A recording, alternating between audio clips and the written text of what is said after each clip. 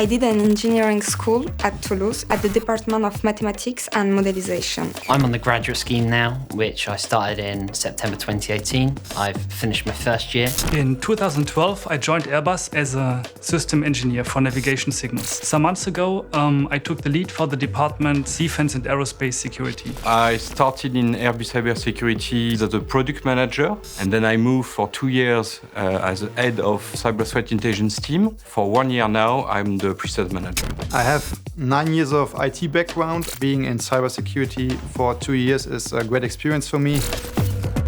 After my engineering school, I had a lot of opportunities, medicine or cyber or other field. My colleagues don't have a similar background. It's always really important that you can talk to your colleagues to get the information that they know and tap into their knowledge. Electrical engineering backgrounds, aeronautical security backgrounds. Some of them joined Airbus Cybersecurity after serving in the military. It's a complicated business, complex business. It's also very important to mix technical expertise in cyber and also understand the needs and constraints of the business of our customers to address them correctly. Cybersecurity is definitely the area where I see myself in the next few years.